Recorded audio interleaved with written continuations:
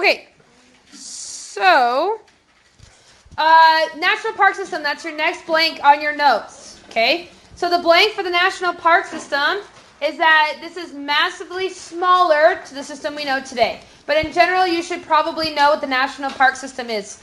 Oscar, you're on the, go back. Nope. You had it right the first time. Yep, bottom. There you go. See where the star is? Last blank on the stars section. Yep, got it. Okay, so the National Park System, as you probably know, is a nationally designated system where they designate areas to become national parks. What was the very first national park? Yellowstone. It's not Yellowstone. The Grand Canyon. It's not Yosemite. Grand Canyon. It's on the board. It's the Mesa Verde. Good job. You guys can read the fact that it says it up on the board. Now, Yellowstone was the first designated area in the United States, but it was not a part of the National Park System until later, which is why it's not considered the very first national park. But the national park at this time is going to first be created to have that conservation. Now, if you're a fan of John Muir, do you guys remember when we talked about before about John Muir and how he was like the great conservationist and things like that? Do you guys all remember that stuff? So one thing about John Muir, though, is if you want to memorialize John Muir, you can totally remember him because he is in a place that all of you have seen. About 70% of you have probably seen and you never noticed. Anybody have a guess of where this location is? It is at Disneyland. Where in Disneyland? Nope. It's actually, technically, it's California Adventure. So it's right out... I'm not kidding. I was about to say that. Right about? How cool. So it is right outside of Soarin'. So if you ever go to Soarin' and you're like, oh, shoot, I got to go to the bathroom, you can go be inspired by the John Muir quotes outside of the bathroom on the walls. And then you can remember history class. Yay. Okay, heading into women's rights. Now, this year is the 100th anniversary of women's rights in America. That usually means that there's a possibility of it being an SAQ or an LEQ. I don't think it will be the DBQ. So what I would take from that is I would make sure to know this because there's a good chance last year with the Transcontinental Railroad being the anniversary, they did an SAQ on it. So who knows what they'll do this time. So here's what you need to know for your notes on women's rights.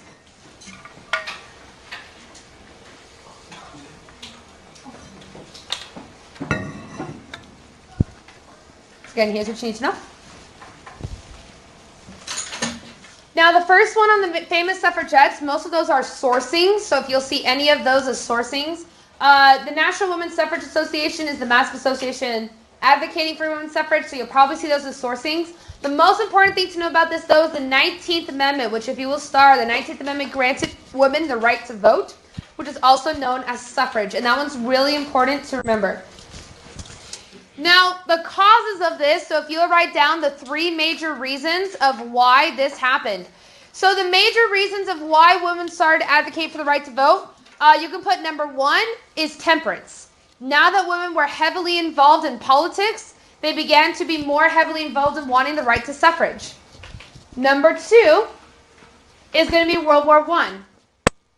And we'll talk about this more later, but when men went off to war, women took over the positions, and when men came back, what happened to the women? Kicked out. They all got kicked out. So what do they want? More power. Okay? And the last one, number 3, is something we've already talked about before, is the 15th Amendment. What did the 15th Amendment do? Remember? It is African American rights. To vote. Thanks, Chase. You are on it today. So, African American right to vote is the 15th Amendment. Okay, I already said the answer, guys. Okay. So, the 15th Amendment granted African Americans the right to vote. And if you guys remember, that made the suffragettes very upset. Because as you can see on the board, she says, I would sooner cut off my right hand than to ask for the ballot for the black man and not for the woman. So basically what happens is the 15th Amendment really encourages women to be able to have the right to vote. Because if you're going to give somebody who's black the right to vote, you better give somebody who is white. Okay? All right, and then from there, let's talk about the other presidents. So here's what you need to know about your other presidents. Now, these are less likely to be on the exam. However, I'm going to give you some stories about each of these different things. So we all know Teddy Roosevelt, right? The great progressive president. He leaves as one of the most popular presidents in American history. Everybody loves him. Now, he said he would not run for a third term. Had he run for a third term, he probably would have won. But he said, no, I'm going to follow George Washington, and I'm only going to do 2 terms. He leaves on a 9-month trip to Africa the day after he gets out of office. He leaves his wife and his kid behind. He never talks to them for 9 months, and he just goes hunting in Africa. Okay? Now, his vice president was William Howard Taft.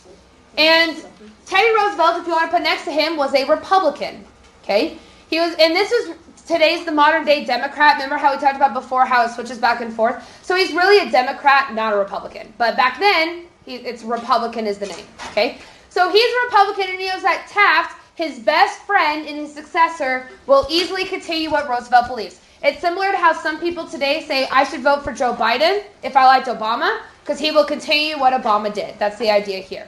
Well, what happens is, okay, even if you disagree, I'm just saying that that's what a lot of people have said about Joe Biden. So what happens, though, is that he has Taft go in. Roosevelt leaves on his trip. The day he returns, he shows up in New York City. 20,000 people greet him at his ship as he comes back from his hunting trip. He had sent a personal letter to Taft saying how much he looked forward to seeing him at his welcome home party. Roosevelt gets off the boat. He goes to where Taft is supposed to be, and his assistant is there to say he won't be coming. Now, it's the very first time that Roosevelt starts to think something might be up with Taft. Well, he finds out that Taft, who is supposed to be as Republican as Teddy Roosevelt, is really a Democrat.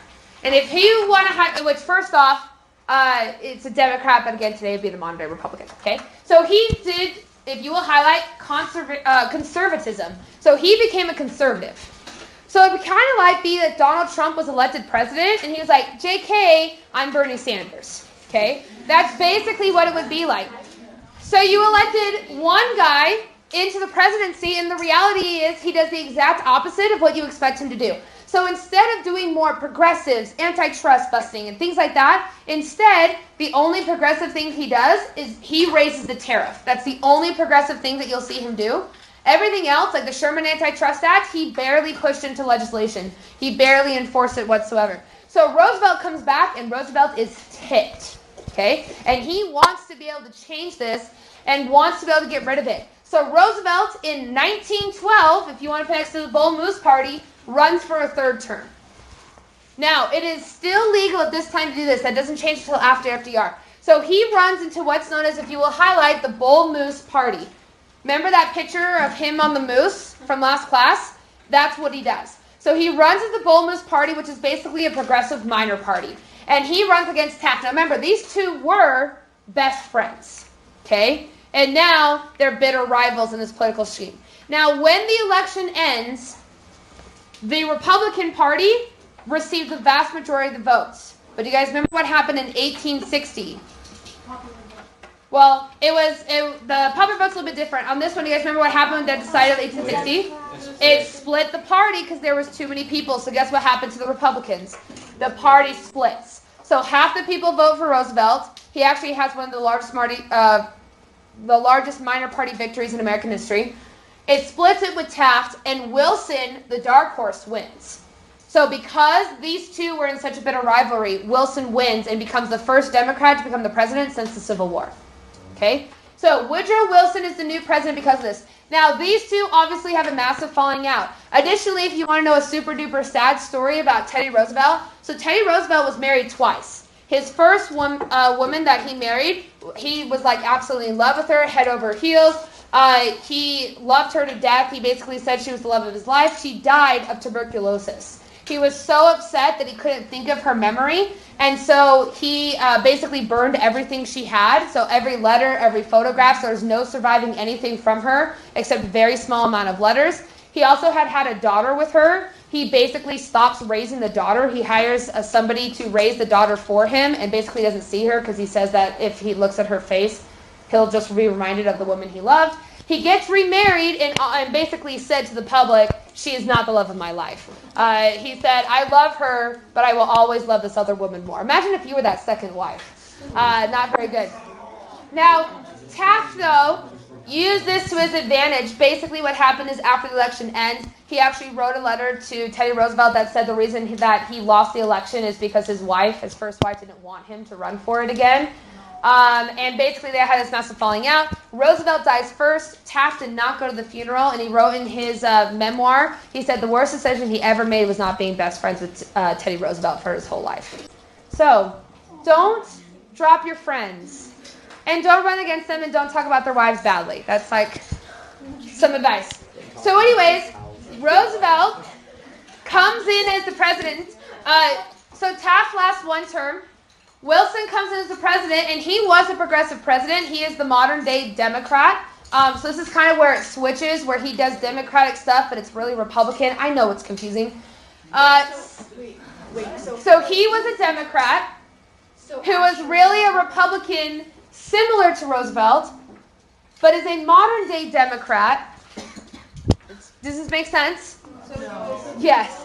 I know it's confusing. So he was a Republican at the time. So he was a Democrat at the time, but Roosevelt was a Republican.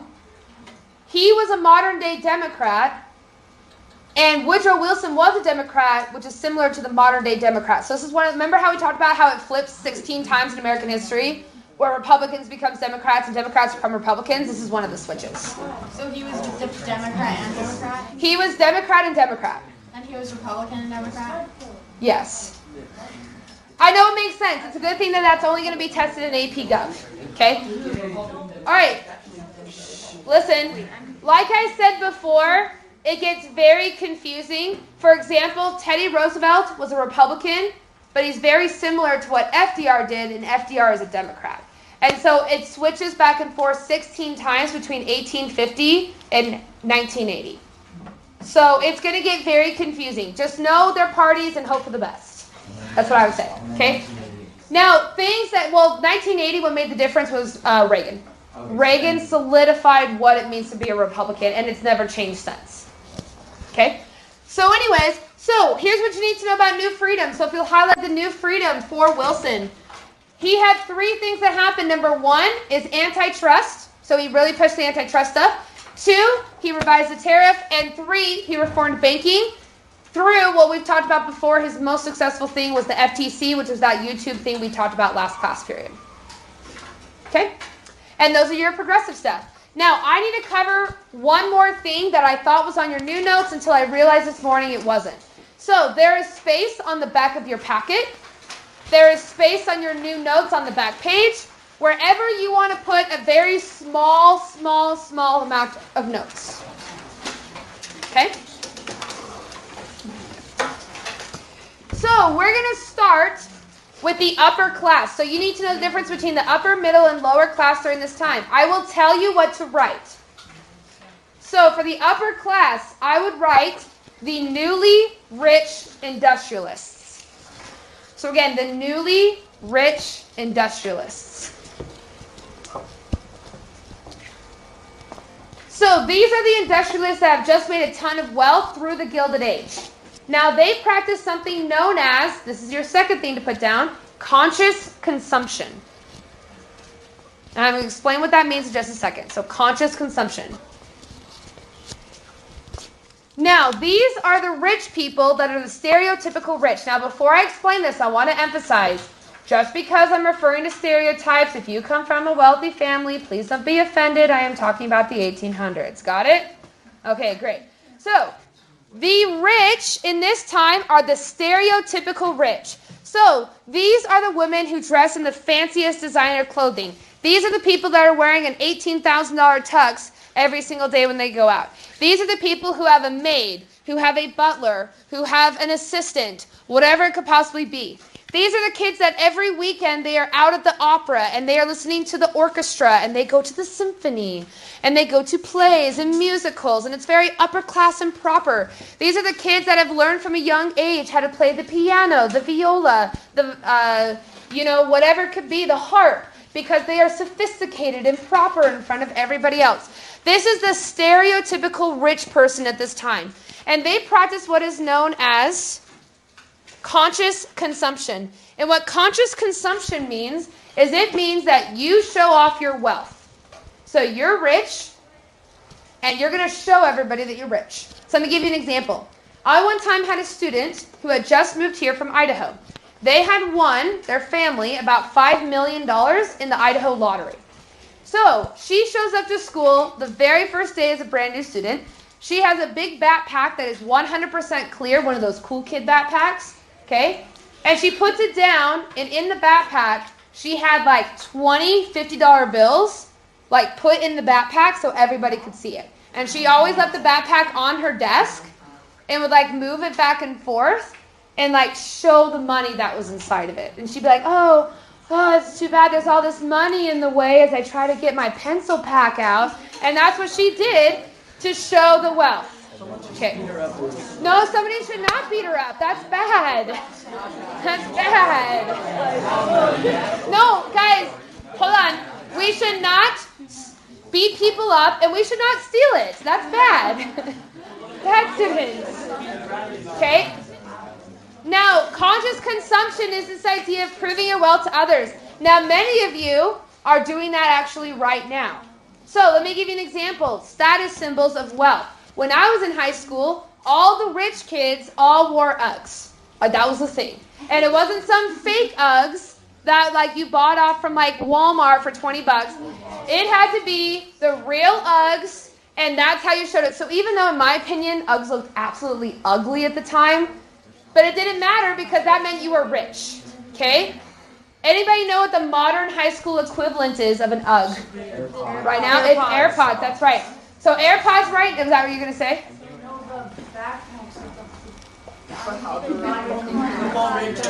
Okay, also fancy backpacks. Sorry, I'm not as up to date on... you guys probably know way more than me. I am not up to date on the fancy backpacks, so my apologies. Now, okay, listen. So right now they say the number one status symbol for teenagers is if you have an AirPod or not. This is a symbol of wealth. So for example, I have students that no matter how much you ask, they won't take it out. I've had students even ask me before, hey, I'll keep my phone on your desk and I will turn it off and keep it on pause if I can just keep my AirPod in. And it seems silly, but if you think about it, that's a status symbol. AirPods are very expensive. I know of students who will take a regular headphone and they'll cut it at the bottom base because it looks like an AirPod. Okay? What's that? No, trust me, they don't do it as jokes. Okay? Well, let me give you an example. So didn't I tell you my example of when I sold my husband's phone? No. Okay. So my husband finally agreed to get a brand new phone. So he went from an iPhone 7 to like the iPhone 11R or whatever it was. So he finally upgraded his phone. And so we sold his phone on KSL. And the family that I went to go meet, I was trying to be really good because like I wanted to be a good seller. So like I had like cleaned it. I had gotten them a brand new charging cord and all this stuff. And so I brought it, I was like, hey, do you want to set it up to make sure it works? And they're like, no, this is for our daughter. I was like, oh, that's cool. So their daughter was in 7th grade. But what had happened is they had got their daughter an Android in 5th grade. And she was being heavily bullied at school for having an Android.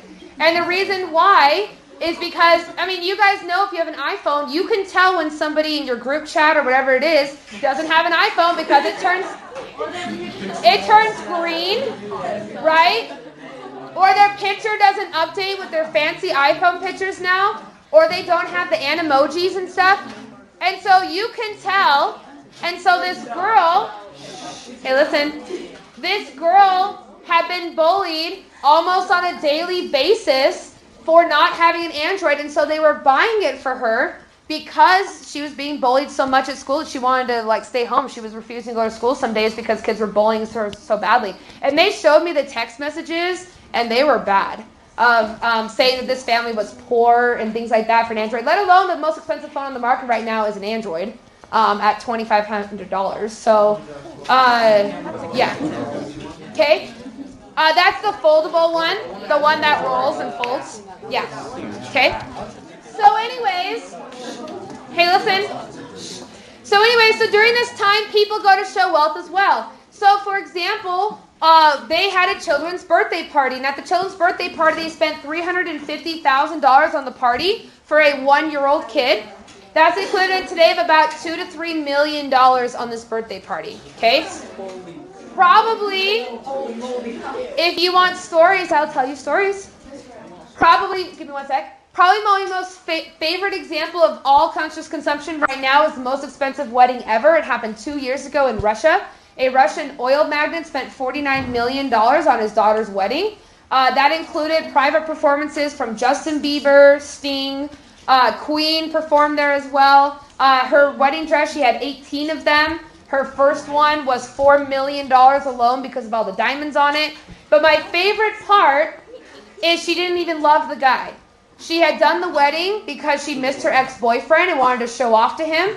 So she did this whole wedding and then 6 months later broke up with her current husband and got back with the ex.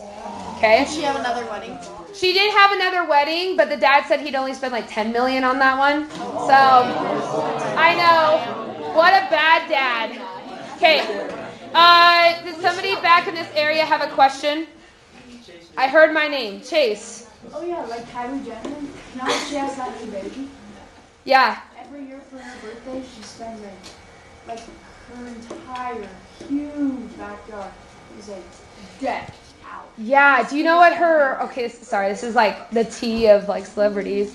Well, her last one was very inappropriate. The butterflies or stormy one?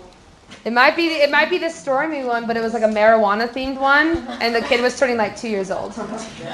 Yeah, it was like a really big deal.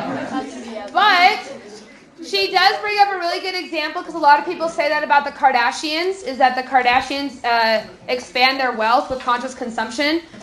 For example, this was one of the things, and I never support victim shaming whatsoever, but when Kim Kardashian was robbed in Paris, part of the reason that they said that it was because she was going on Instagram and posting, photos of her having millions of dollars of jewelry on. And so a lot of people place a victim shaming on her, saying that the reason why she was robbed is because she was posting all of her wealth on Instagram.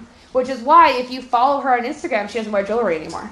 And there's a reason for that. But you also give out, this is actually not with that one, but I'll give you a Northwest one. So when Northwest had her birthday party about 2 months ago, they bought her an $18,000 Michael Jackson jacket, and she was turning 4 years old.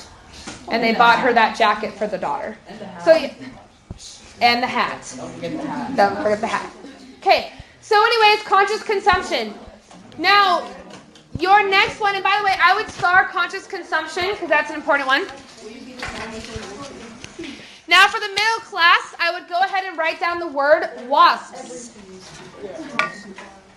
It's pretty intense. Yeah. But I don't need that wealth because I have you guys. And that is all the wealth I need, is the joy in your hearts and the knowledge in your heads. I'm surprised someone doesn't rob their houses. Well, you have to remember that when you are wealthy like that, the community that you live in is guarded, and you typically have a full-time security force that's there. But actually, I don't remember who it was, but it was just like 2 weeks ago that their house was robbed. They were posting that they were on a trip and somebody did come to their house. But most people have a permanent security force. So you'll hear a lot of times this with stalkers. Is like, for example, Taylor Swift had a stalker who broke into her Nashville home, and she walked out of her bedroom and there was a stalker there. So she has a full-time security force that are constantly monitoring things to make sure. But I mean, the whole idea of conscious consumption, it can cause a lot of really bad things. I actually had a friend that it happened to. So I had this friend, and you've actually, if you go to Deseret Book, they have a CD. So they're a family. They have 14 kids, and they are a singing group. And they were actually on America's Got Talent and The Voice was this group. They didn't make it past the first round either way, but they did try. But anyways, so they, though, have this their entire basement is a recording studio. And they went on vacation, and they came back, and all their stuff was stolen. So they have been posting on social media that they have been going on vacation. Somebody showed up with a moving van, and over 4 days, stole everything in the house. And nobody thought anything of it. They're like, oh, somebody's moving. And they just didn't think anything of it. Nobody called the police, and they had over $1 million of stuff stolen from them. And they never caught who did it. Yeah. Which is why I know when you guys go on vacation, you love your social media, but that's why they always say don't post on social media until after you get back from your vacation. A lot of parents will say that too, to prevent people from coming and robbing your house. So like my family had a rule that we were not allowed to post anything on social media until we were on the flight home. That was my family's. But you guys won't get stolen from because there's a lot of nice people out there and nothing bad happens. So it'll be fine. Okay? And you lock, well, there's ways to get around those. All right. So a WASP is, so most of the middle class are defined by what is known as a WASP, and this is still today. Middle class traditionally is white, Anglo-Saxon, which means they're of European descent, and they are Protestant Christian. Now, if you put next to this, most of them are employed in white-collar positions, white-collar jobs. These are skilled labor positions that, like white-collar, so people that would have to wear like a white collar to work, such as lawyers, doctors, storefront, all those different things, teachers. Those are all white-collar positions. And in particular, they start to grow their families because they now have more money. Now, one thing to put next to this is what's called the City Beautiful movement. And this is to help the middle class have better lives in larger cities. Now, if you love big cities, then great. But I'm going to give you my opinion on large cities. So Salt Lake for me is a really big city. I don't like how city it is. I come from a much smaller town area similar to Harriman. So Salt Lake is like way big for me. But when I go to a city like New York, I hate New York because it is big, it is crowded, it is there. Everything smells like pee for some reason, and I don't like it at all. And if you love New York, then great. And if you're like, I've never been to New York, it's really fun for the first or the second time. But my teacher stuff always ends up being in New York, so I've been to New York 9 times in about 3 years. So it's not for me.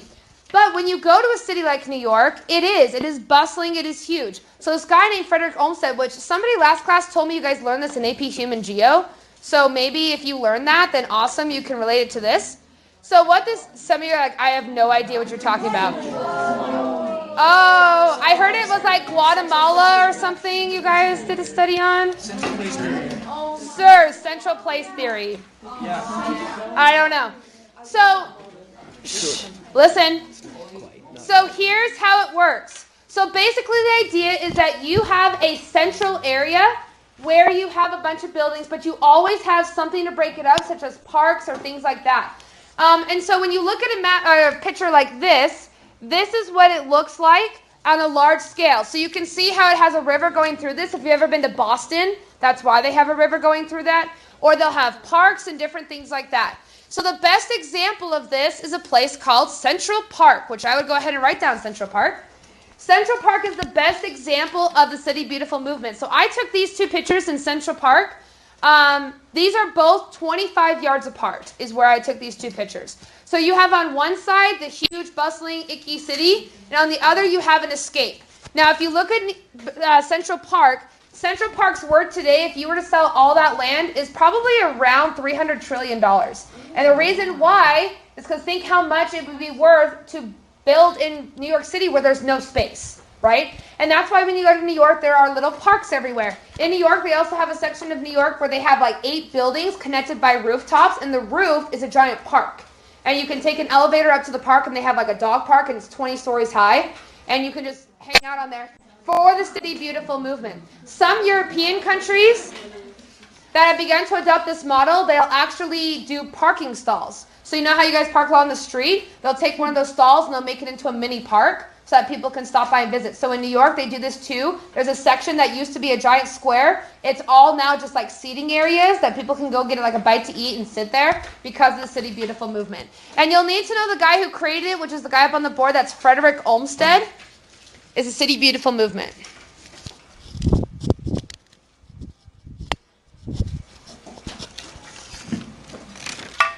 And then the last section that you need to do is the low class, which all you need to put down, because we've already talked about this extensively, is tenements and immigrants.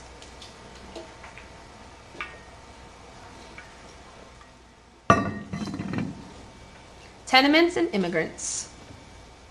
And from there, we're moving on to our new notes. Now, these are notes that you picked up last class period. It has an animal as the connect the dots. If you're new to my class, by the way, we do connect the dots on the majority of our notes. It's just kind of a fun thing to do. So you need the one that says Indian Wars on the top, the Old West and Indian Wars, day 42. That's what you're looking at. This is the one you're doing.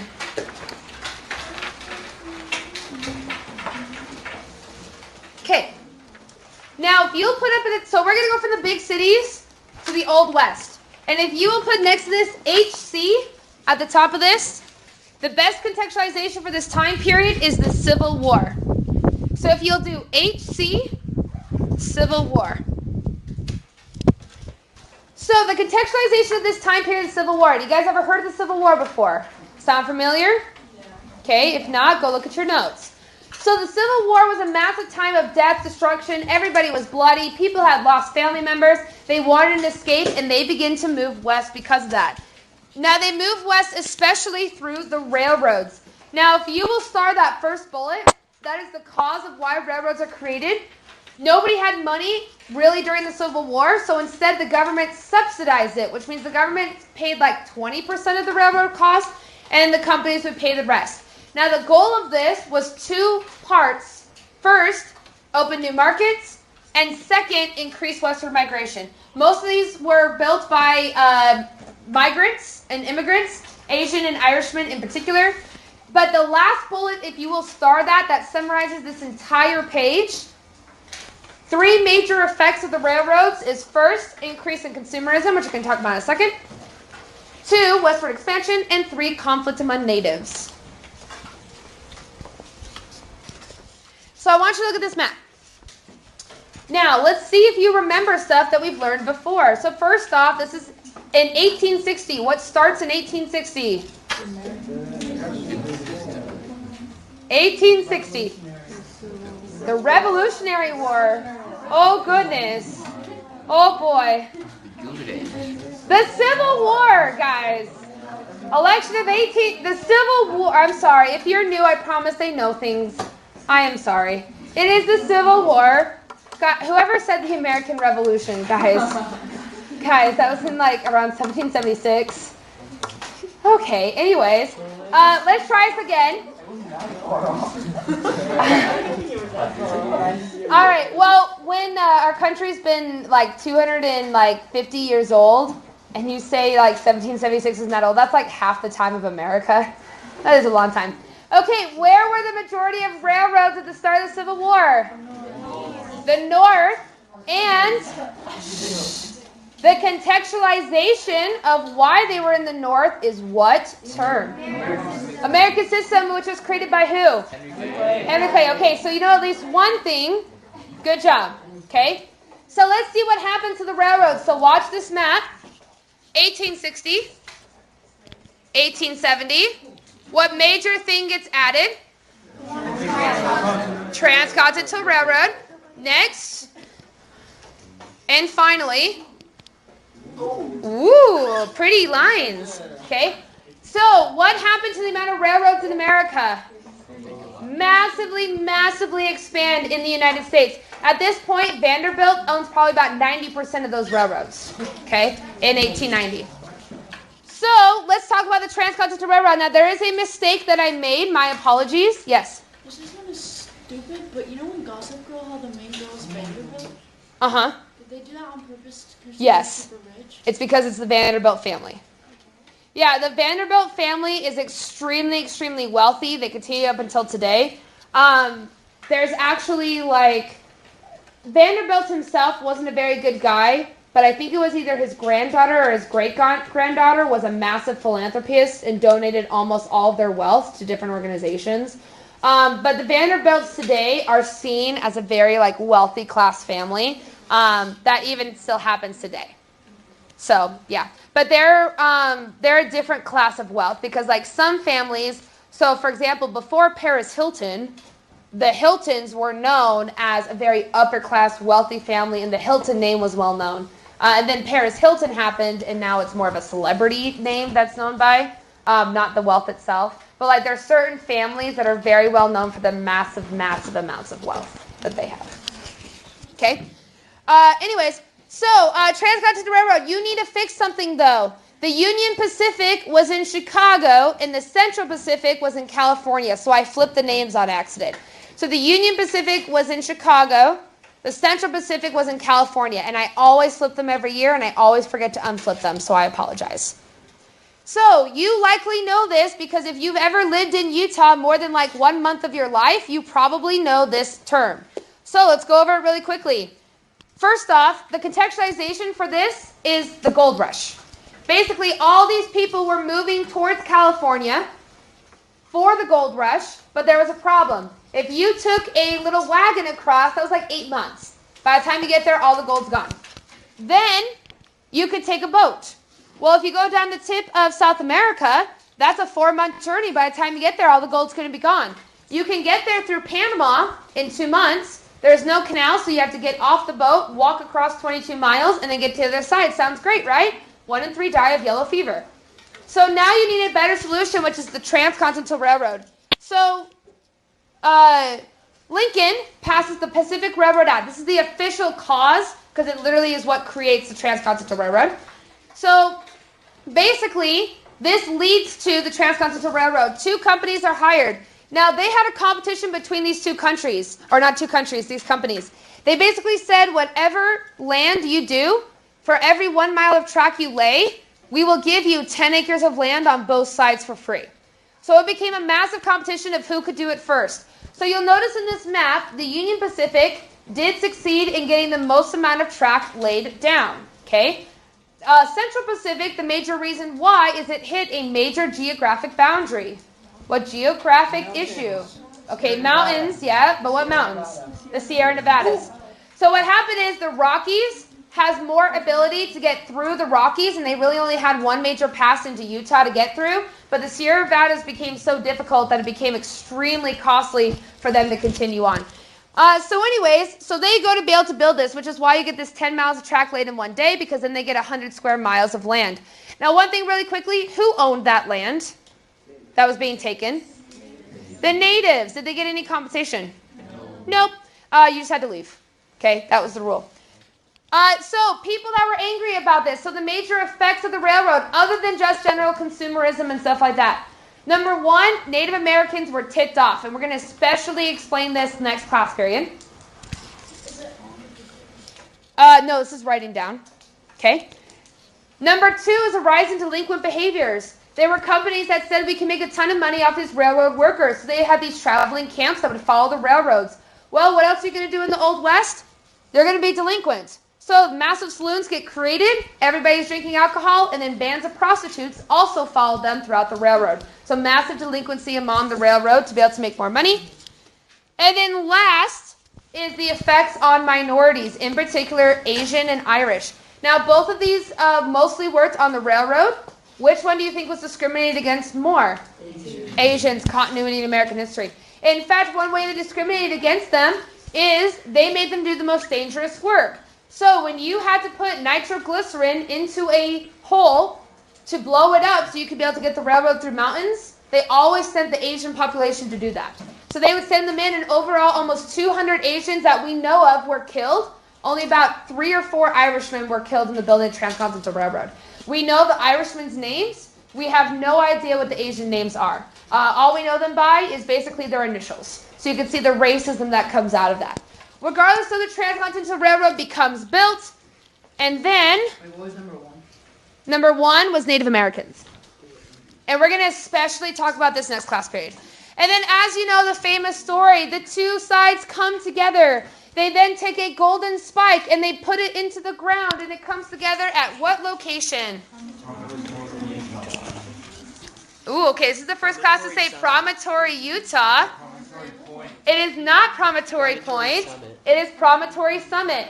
Basically, the actual location where it came together was 20 miles away up a giant hill, and nobody wanted to walk up it, so they moved the location for the official ceremony down to Promontory Point, which is why you can go there. Now, last year was the 150th anniversary of the Golden Spike, which, by the way, the Golden Spike no longer exists that we know of. The Golden Spike went missing. They put it into the ground. And they were like, oh, this is a good idea. And then it was stolen the next day. So nobody knows where the golden spike is. Okay? But you can go, it was probably sold, melted down, and doesn't exist anymore. But you can go to Golden Spike before May 10th, and you can experience the 150th anniversary. I will say, so last year, that was on the day of the AP exam. So I actually left early and went to the AP, I went to there on the day you guys were all taking your exam. And so I went to the ceremony, and it was massive. But if you go there when it's not massive, having a big party, it is very small. It's out in the middle of nowhere. But you can go see, and you can see cute little, you can see cute little trains, and they come together once a day. And you can see them touch each other, and they go backwards. It's a really good time. Okay, anyways, so from there, let's talk about spending money, because I know you guys love to spend money. So what happens is basically consumerism increases. If you will highlight consumerism in your second bullet, consumerism is the idea of, if you will highlight, buying wants over needs. So I want you to think of your Christmas or birthday, or whatever celebration you do. I don't know, maybe you celebrate National Donut Day or something like that. When you go to ask for something, do you, A, ask for food, water, and shelter? Or do you, B, ask for clothes, books, skateboards, Xboxes, iPhones, AirPods, whatever it could be? More than likely, if you're a traditional teenager, you probably ask for the other one. That is consumerism, because now you have more money to spend. So what does this look like? Well, first off, we have the conscious consumption, showing off your wealth and your richness to everybody else. Do you guys remember Jay Gould? Do you remember what he did to show off his wealth? He painted the ceiling to look like what? Marble, instead of actually spending it on marble. He's also the guy that had that full-time bowling alley, but then never used it, even though he paid his staff to have it. So these are all examples of conscious consumption. Now, additionally, people spent money on things that were new. Who's ever seen this movie, The Greatest Showman? Okay, a bunch of people. It's really popular in Utah. So The Greatest Showman is all about P.T. Barnum from Barnum and Bailey. Now, if you watch this movie and you're like, oh my gosh, he was such a great guy, he was actually a horrible, awful person in real life. Okay?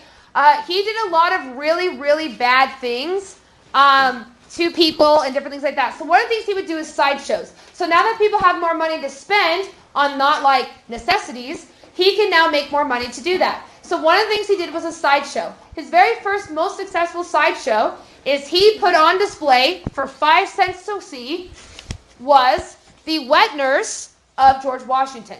Now, if you don't know what a wet nurse is, and some countries still do this, back when it was much harder to have food, people couldn't eat, and when they have kids, they couldn't nurse them. So to be able to nurse a child, you have to have like nutrition, water, and things like that. But if you're like in the French Revolution and you don't have food, your kids die. So instead, the wealthy would buy a wet nurse. And so what a wet nurse does is that's their job, is they just nurse babies. So typically they'd have 6 or 7 clients, depending on the wealth.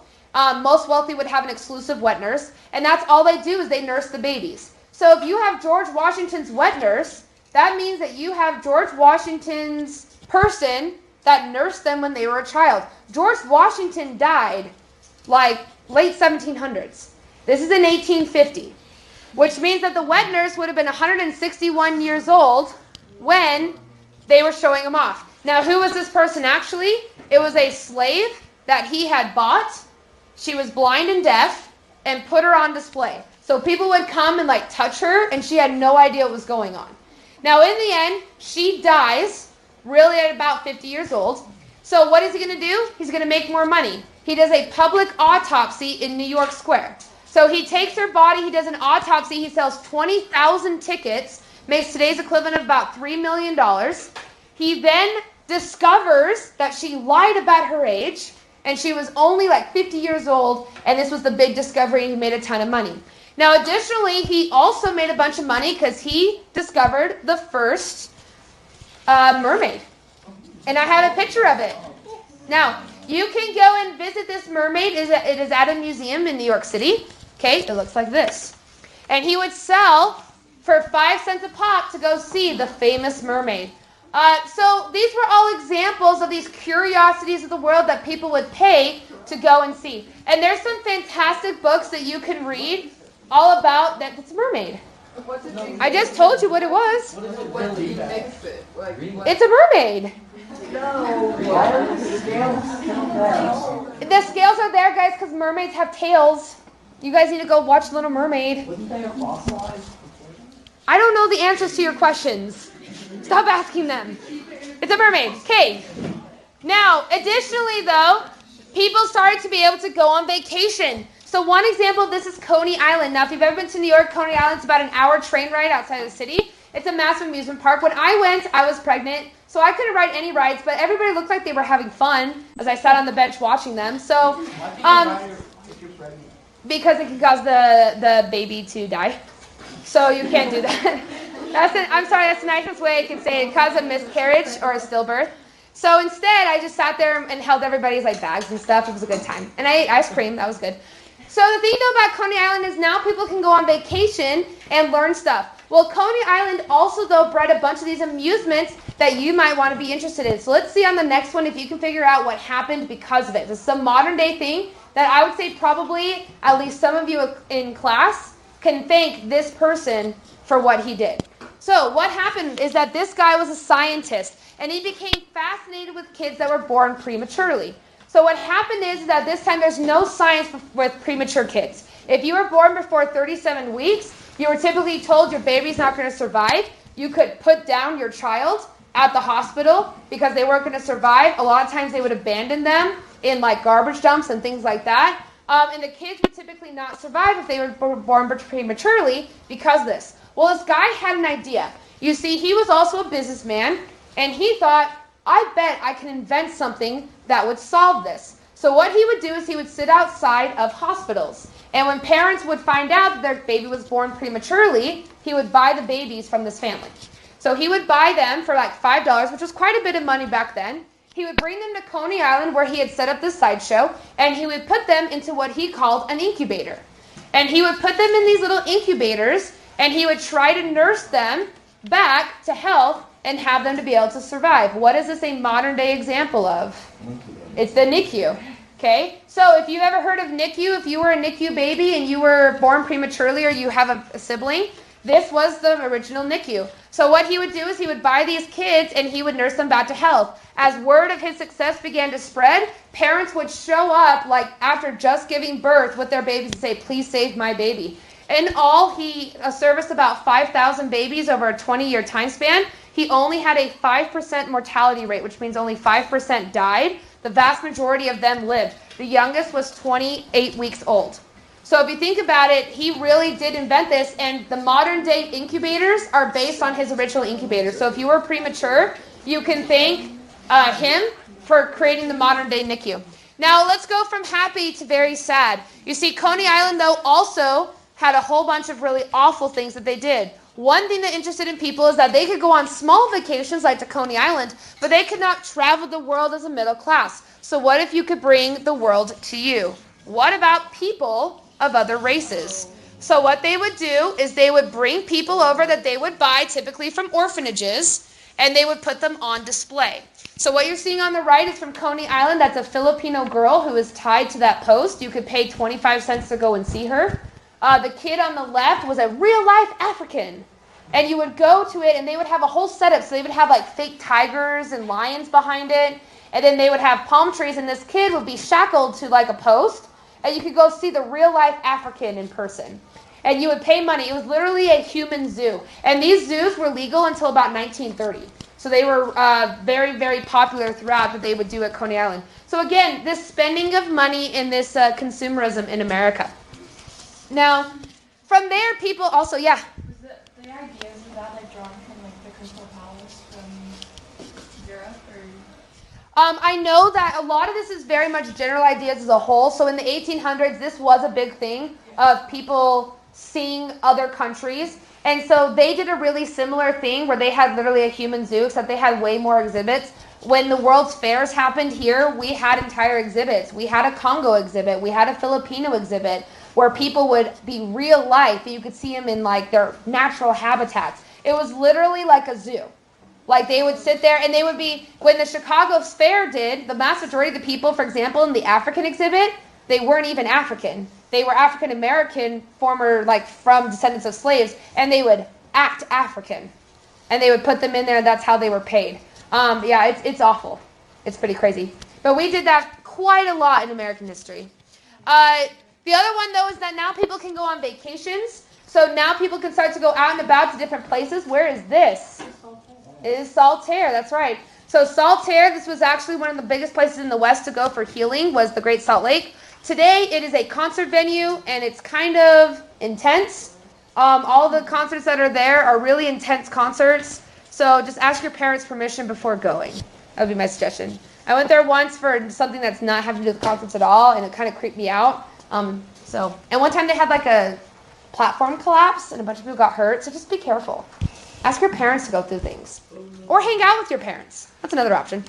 So anyways, now one of the big ways that they were able to make more money is through mail order catalogs. So what they would do is to be able to increase the rural communities to be able to use or buy stuff, they would send you a catalog. And I did this as a kid. So instead of online shopping, you would get like, let's say a Forever 21 catalog, and you would pick your items. Then they had a little order form. You would put your check in the mail, and in 6 to 8 weeks, you'd get your clothing. And that was the really big things that happened. Yeah, I know, 6 to 8 weeks is crazy. Back in the olden days of the 2000s. And then we already talked about that. Okay, now the Homestead Act is a double-starred term. It's very important. It's a massive reason why people begin to move west. Now the Homestead Act, if you will highlight, gave 160 acres of land. And then if you will highlight, to farm it for 5 years. So basically you were given free land if you agreed to farm it and make it better. And this massively increases the amount of westward expansion in America and white settlements. Now all the land up on the board that is red is all available through the Homestead Act. Who owns that land right now, by the way? Native Americans. What happens? Do they get compensation? No. And actually at this time the law was that was your land. So if you showed up and a Native American was on that land, you would tell them to leave, and if they refused, you had every right to kill them because they were on your land. Okay? It didn't matter either way. Now what you would do is you would pick an area. So in this case we would be number 2. You would pick an area of land and you would apply and you'd be given to it. So how do you get the best land? Well, they had a competition. So on a day of the week, what they would do is they would line you up on the border of Oklahoma. They had a gun, and then at 9 o'clock they would shoot the gun, and then you would be off. And the first person to put their stake down into the ground gets all 160 acres of land around that stake. Okay? Now, who knows what university this is? Ohio. Nope. Come on, college football fans. Ohio State. Nope. It's Oklahoma. Okay. Yeah, there's other college football teams in Ohio State. It starts with an O. Okay. They are the Sooners. What's a Sooner? Isn't that a weird word? Baker Mayfield. Okay. Baker Mayfield was a Sooner, but that's not what a Sooner is. Okay.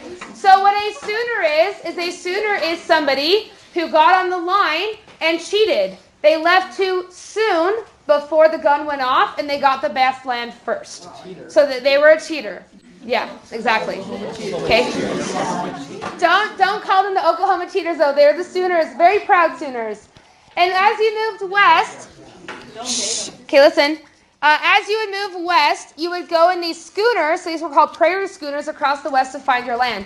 Now, if you go to a Sooner game or see it, they actually have a Sooner schooner that goes around the whole stadium, except right now, because if you saw the viral moment last fall, they were going around a corner and it crashed, the entire thing. And so they do not have it now. But anyways, that's what they normally do. And you would go and find your best house.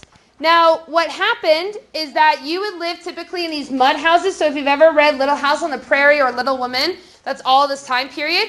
And oftentimes your entire family lived in that house. So this room is about the size of one of those houses. Imagine all those people living in the size of this room.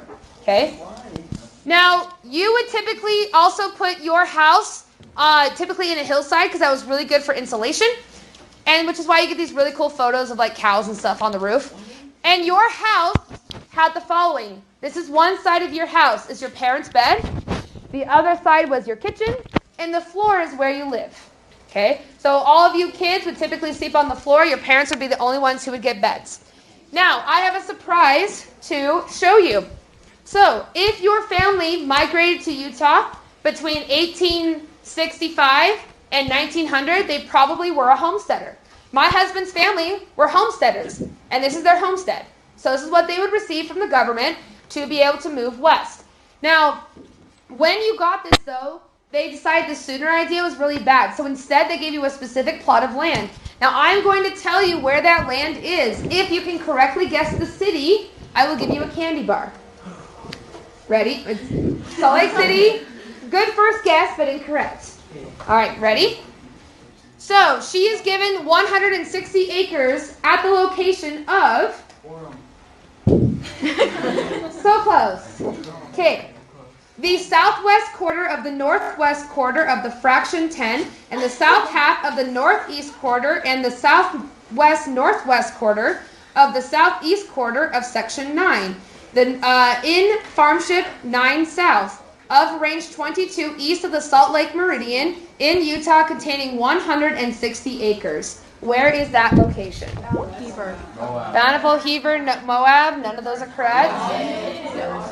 Not Ogden. Not Price. Not Tooele. Most of you are way too close to Salt Lake City. Yellowstone is not in Utah. Not Cedar City. Not St. George. Not Moab. Hey, none of you are even close. The correct, it's not Copper Canyon. Daybreak did not exist until 5 years ago. All right, it is near Vernal. You're the closest one, but it's actually a city called Altamont. Okay, it's about 45 minutes outside of Vernal, and they got 160 acres there, and they owned that land all the way up until the 1970s when they found oil on it. And so now it's owned by the oil companies, and they get an oil subsidy every single month because they sold the land to the oil companies, so they get a portion of that oil. So this is what you would receive, though. You can see on the back it says that this was signed and filed on July 11th of 1899. And so this is like the original. It's not the original one, but it's a copy because the original one is over 100 years old. It's in a safety deposit box, but hopefully I was told I might get it when somebody dies. That would be kind of cool. Not the person dying, but getting the stuff.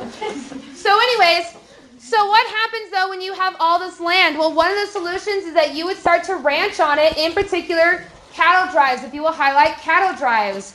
And notice it is from Texas to Chicago. The best way to remember this is Texas. What is the symbol of Texas typically? Longhorn. The longhorn, which is a cattle which moves up north. So it starts in Texas and it goes to Chicago, which is where the meat packing industries are. Now, in terms of these cattle drives, though, the problem is cattle is worth a lot of money. It's about $500 a head. So because of that, people would try to steal them, and you would hire cowboys to make sure that nothing bad would happen. Now, if you've ever seen like a Wells Fargo, you know they have this thing. That is the original bank. So to get money back and forth, they would transport it back and forth on these little wagons. The problem, though, is that all these outlaws would come and steal it. Now, if you've ever played a game like Red Dead Redemption, you know, because it's the entire plot of the thing. That, by the way, is my horse from Red Dead Redemption. His name's Adler. That's a real Adler. Horse. What are you talking about? Okay, what's that? That looks like a real horse. It does look like a real horse, and that's my horse. I took that picture for you guys. So if you've ever seen this, though, you know how it's all about the outlaws and stealing things. So how would you stop them from doing this? Well, the problem is there wasn't a lot of law. Basically, the Old West became the famous gunslingers and things like that, where people were stealing things all the time. There was no real law, and the law that there was typically corrupt, especially sheriffs and things like that could easily be paid off to let people go. So what they would do is they would get people to round them up. And what they would do is they would then kill them and put them on display. So these are outlaws that basically so this is an outlaw. He had stolen, I think, from 6 or 7 banks. They basically put him in this, and he paraded him town to town for 9 months to show this is what happens if you steal from a bank. Now, the Pinkertons, by the way, become probably the most famous out of all of the detective agencies that help stop this as well. Now, in terms of one of the most important industrial inventions, if you will write down, is barbed wire. Barbed wire becomes easily the most successful and most innovative thing because there's no trees in the plains. So instead, barbed wire will help you change that instead. Now let's move on to the Native Americans. Now the Native Americans live in what is known as the Great Plains, if you'll highlight that term. The best way to remember Great Plains is Tornado Alley, basically. It's this great space, there's not any mountains, and it's giant and it's blank. Well, in this live the Native Americans. Now the Native Americans had a couple things that are really important. The first one is the horse. So if you'll make sure to highlight the horse. And the reason they needed the horse so badly is, if you'll put next to this was because of the buffalo. Their entire lives revolved around the killing of buffalo. They used all parts of the buffalo as well.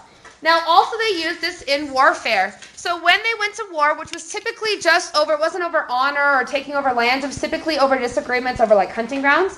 One thing that they would do is they would do what's called a counting coup. So if you successfully defeat another person in battle, you would get a relic from that person. Successfully defeating them as in getting on the ground, that means that you accept defeat. A counting coup is basically this long staff, and you would take something from the person that you defeated. So oftentimes it would be like a feather, a bead, something like that. And you would create this counting coup to count all the people that you had successfully defeated in battle. The larger counting coup, the more successful.